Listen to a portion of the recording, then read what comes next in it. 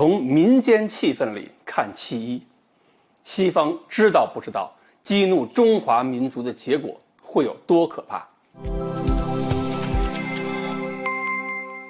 各位网友，大家好，我是罗小飞。大家呢有没有一种感觉啊？今年这个7·11跟往年不一样。我觉得今年这个7·11过得甚至有一点点春节的味道了。我们以前一说过节，大家喜欢过的是有假期的节，没有假期这个节日呢，大伙儿也就是说说而已，没怎么当节过。你看5·1、11、春节有长假的，甭管是这个大的还是小的，大家就觉得很开心，可以玩一玩。微信里边互致一下节日问候啊，祝快乐呀之类的都很多。但是7·11不一样，7·11没有假期，今年也没有，而且今年呢，大伙儿在微信里边也没有说什么互相恭喜的话。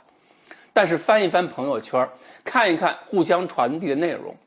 别人手机上什么样我不知道，反正我和我身边朋友手机上一片红。尤其是今天上午听完这个直播之后啊，所有的朋友圈里边都是一片红色的内容，各种庆祝，各种表达自己的感情的话题都是。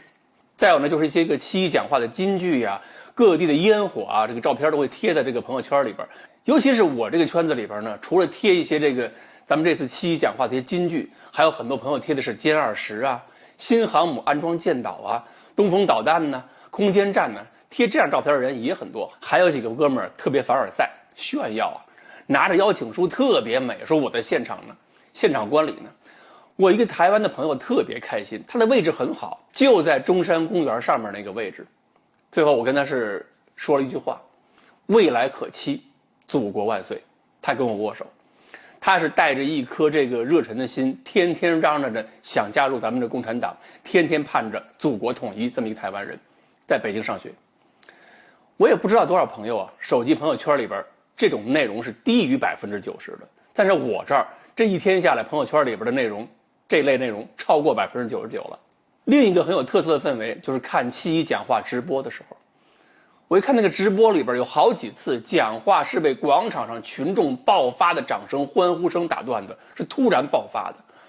而且一听就会知道，这种欢呼也好，掌声也好，不是我们以前看到的那种场合下的掌声。以前是发言告一段落的时候，有明显的语言段落的时候，或者发言结束的时候，大家鼓掌。这次不是，这次是话说到一半，群众就憋不住了，然后那种爆裂的这种掌声、欢呼声、喊好的声音，就是一下子通过电视传遍全国，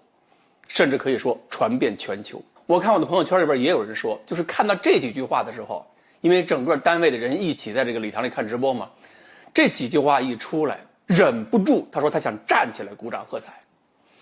我想这几句话是什么，大家都很清楚。这几句金句啊，让广场上和电视机前能够让这么多人动容。其中一句是：中华民族伟大复兴进入了不可逆转的历史进程。还有，中国人民也绝不允许任何外来势力欺负、压迫、奴役我们。谁妄想这么干，必将在14亿多中国人民用血肉铸成的钢铁长城面前碰得头破血流。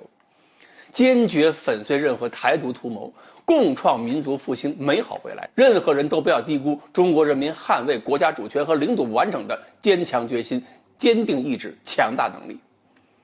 这几句话之所以让大家激动，为什么？还不是因为我们这几年遇到各种挑衅、各种挑战吗？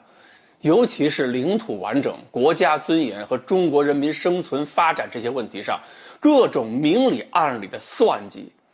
所以呢，中国人民会愤怒，是被激怒的。我们在看直播的时候呢，国外也有人在看，美国的 CBA 全程直播，英文字幕。也不知道美国多少人会看这个庆典，除了华人之外，还有多少白人也会跟着看。也不知道西方那些媒体会如何评价我们的庆典。我觉得他们至少应该听懂一点，中国老百姓想要什么，为什么愤怒。